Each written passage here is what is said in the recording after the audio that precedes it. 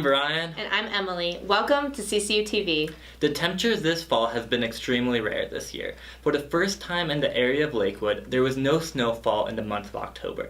That is one of the craziest weather scenarios we have ever seen. We are still seeing highs of 72 degrees Fahrenheit in November. These unusual high temperatures have led to more outdoor activities than Colorado is used to seeing this time of year. There are some people anxious for snow to start falling. However, some Colorado residents enjoy this weather. Here's Austin Ackerson, a student here at CCU, with his thoughts on these warm temperatures. The weather this year has been unusually warm. The last 4 years I've been here, it snowed a lot actually by this time in the year, and we're still seeing high 70s all the way into November.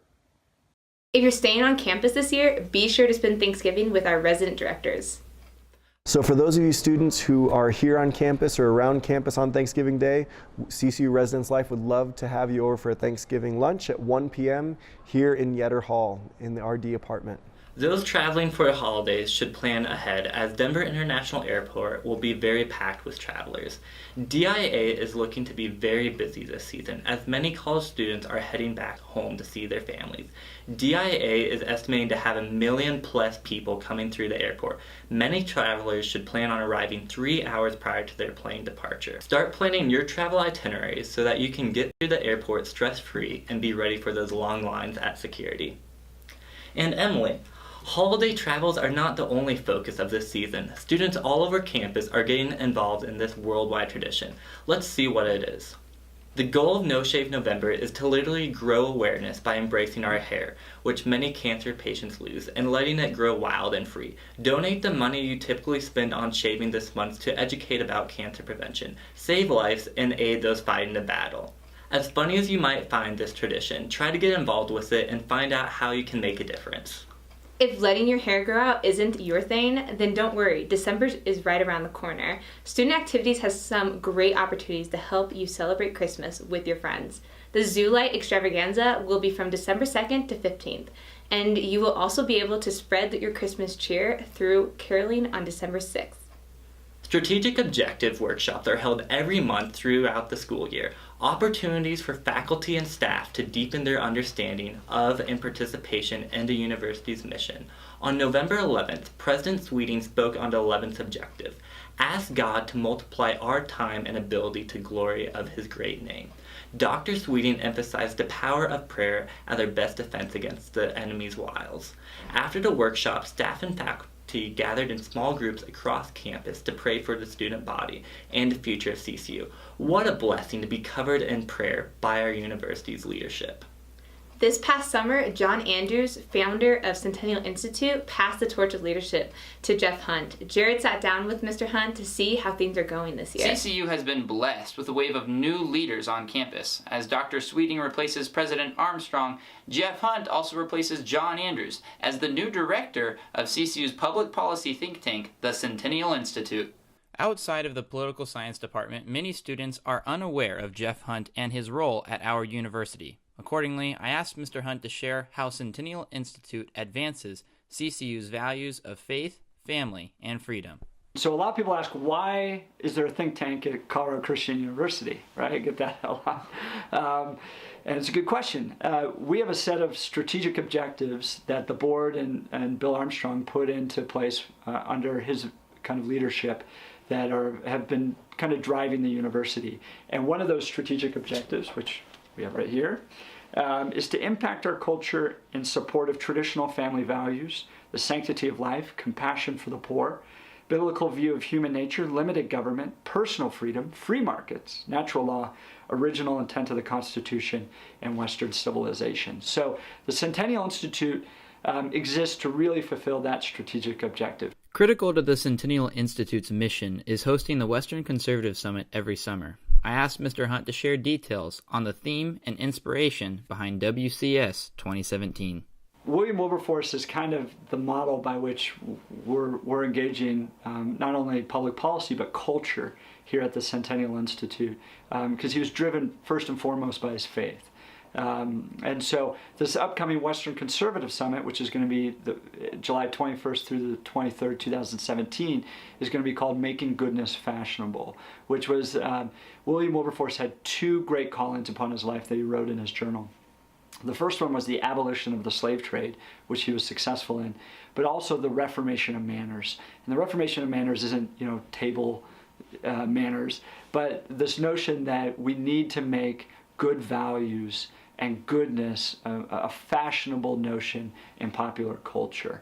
And he worked very hard at that, and we're going to be kind of highlighting people that are doing that in the modern day kind of setting, and so you'll see that at the Western Conservative Summit this year. Regardless of the 2016 election results, the Centennial Institute will continue to fight the good fight for faith, family, and freedom. If you're interested in getting involved, come stop by their office here in the Beckman Center. I'm Jared Cummings in Lakewood, CCU TV. Thank you, Jared. CCU is blessed to have the new leadership of Mr. Hunt, and we are looking forward to seeing how this election impacts the Western Conservative Summit this coming summer. John Andrews also spoke to CCU about the president-elect, leadership, and the vision CCU has for politics. Students, faculty, and members of the Centennial Institute gathered in the evening to hear what Senator Andrews expects for America in a time of political and social turbulence. It was great to see such words of wisdom and thoughts for the future. Senator Andrews is a well-loved and respected figure in the politics field. The next American century is going to be an interesting one with our new leader. Many student leaders at CCU gathered on November 15th for the School of Business and Leadership Symposium, featuring the topic of workplace culture. The School of Business and Leadership met in the Red Rocks Church campus off of Alameda on November 15th for their annual fall symposium. There they learned from Ron Rex, head of EMS and professor at CCU, and Dr. Ryan Craven, Vice President of Personnel for General Air. The topic that night was workplace culture and what can be done to improve it. I asked Samuel Lilly to comment on this year's symposium. I'm super excited for the symposium this year. Each year they're able to bring in, some new speakers. They also are really great at using new topics, keeping things up to date, and just trying to keep things interesting and keeping all the students here on edge with the market. Thank you, Jacob. The SBL Symposium occurs every fall, and it mirrors a similar event in the spring called VALS, which also hopes to empower our business students for their future. Thinking about the future, CCU TV sat down with Sammy Whittick for an afternoon of coffee and good conversation. Sammy Whittick is a sophomore at CCU. She is a Daniels Fund Scholar and a fully vibrant and individualistic leader. Sammy believes in life and hope for the future. She is an intelligent and fun-loving friend with an eye for art. Here, she shares her mind and future plans.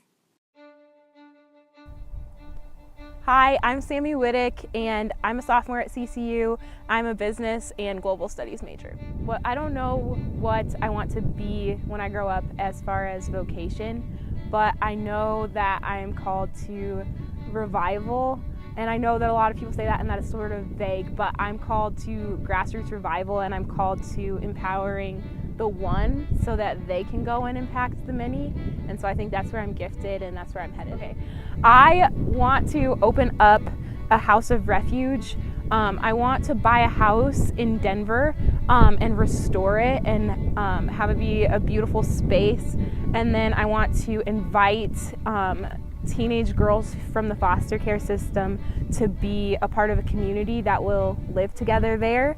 And I want to provide a lot of practical resources for them, like training so that they can get their GED and so that they can learn how to make a resume and be financially literate and get a car and a lot of practical things like that.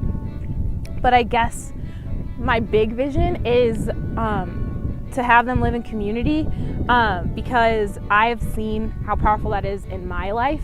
And I think that there's just something life-changing about living with people with a common goal. And so I want to open that up to them and teach them about identity, show them what it's like to be standing in Christ and how empowering that is. How I would define the future is the kingdom of God gaining territory on earth as it is in heaven. I mean, the victory's already won, which is exciting to be, definitively on the winning team. But the future looks like restoration of this world physically and restoration of people physically, emotionally, mentally, restoration of people to God, most importantly, that relationship with Him, and then restoration of people to each other so that we can have reconciliation on every level. We can be at peace with God, with ourselves, and with the people around us. So to prepare myself for the future, I am in school, obviously, like everybody else at CCU, working, but not just working to get a paycheck, but I think I am working to build an investment in people. That's what I'm all about, is investment and collaboration. So I think that it's been talked a lot about on campus of what should CCU look like, what should students at CCU look like, what's the future of CCU. And the word revival is being tossed around quite a bit, which is exciting, and I want every part in it. I think that how we get there is to impact people on an individual basis. And so something that has just been on my mind a lot is collaboration.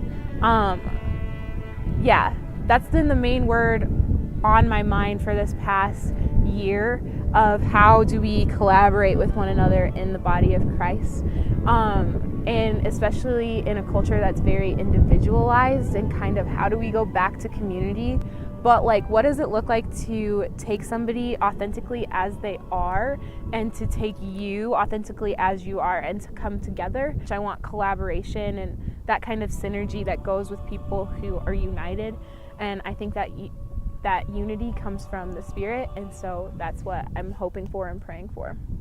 Visionary and influential individuals is something we value here at CCU. We can't wait to see where Sammy goes and hope that her house for foster care children works out. I'm Maya Goodyear in Lakewood with CCU TV. Thank you, Maya. That is an amazing story. I can't wait to see what the future holds for Sammy Whittick. Even Sammy Whittick didn't get where she was alone. If you enjoy writing but would like to improve, the CCU Writing Club can help. They meet weekly on Wednesdays in Leprino 204. You can collaborate with others and become a more effective writer. Another way to write your own history is through sports. The men's and women's soccer teams hosted the National Christian College Athletic Association Tournament from November 15th through November 19th. It was an awesome experience hosting the NCCAAs this year. Always cool to have another chance to keep competing and keep playing. Whenever you can play another game, it's great. We had an awesome game, the first game, and then we lost on Thursday in the snow. That was crazy. Just grateful that we could play and have a couple more games and compete for a national championship. Thank you, Brandon. That sounds like a full weekend for all the teams involved, and we hope a lot of you were able to get out there and support our teams. Now we'll head over to Studio B with Haley Novacek, who has our sports update.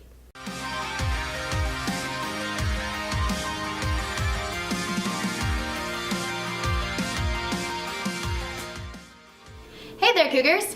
We have some sports that are now in full swing. Let's take a look and see what's coming up. The men's basketball team will be down in Florida on the 25th and 26th, but don't worry, they'll be back for some games on December 2nd at 7 p.m. here in the CCU Event Center playing against Regis University, and on December 3rd in the CCU Event Center against Chadron State College at 7 p.m. Come out and cheer on the boys. Women's basketball will also be traveling out of state on November 25th and 26th and will be playing in Texas. When they return, we can catch them playing at 5 p.m. on December 2nd against Regis University and at 5 p.m. on December 3rd against Chadron State. Come on out early to watch both the girls and the boys. The volleyball team has the chance to play in the National Christian College Athletic Association Tournament down in Kissimmee, Florida on December 1st through the 3rd. Wish them luck and show some Cougar spirit while cheering on your fellow Cougar athletes. I'm Haley Novacek, and this has been your Cougar Sports Update. Thanks, Haley. Now, as always, to close our show, here is the Witty Will Whittington with If You Will.